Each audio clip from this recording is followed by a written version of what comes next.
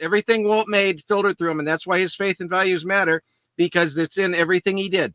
Okay, so Ed, I agree. It's been painted, and from what I had heard, was that Walt's dad was very stern, sort of standoffish, not necessarily supporting his son or his sons and what they were doing. He didn't like frivolity, didn't like even candy or anything like that. The reason two of his brothers ran away from home was because they bought a pocket watch, and his father didn't like that, and he was just very stern. But all of the children, they revered their parents. They took care of them in their old age and everything. And that's you're saying then, I think this is the crux that we really need to get down to. You're saying that Walt's dad loved Walt and that Walt loved his dad. Yeah.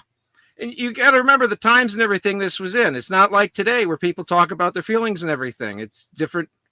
Patriarch was different. Life was distinctly difficult and hard. Yes. And with Walt's name, we didn't mention this. Walt's named after the family pastor. The pastor named his son after Elias. They both were expecting children. Close. Yes, they were expecting children at the same time, and they named their sons after each other.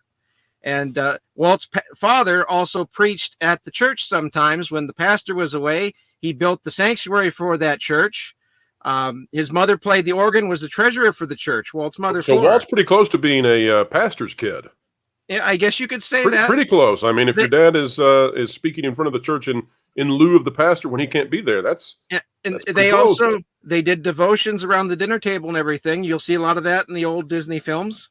This was a typical way of being raised back at that time, and that stuck with Walt, even though he didn't wasn't a church attender later in life, but because he was kind of rebelling against how strict his father was. But he still held these family values and Christian values.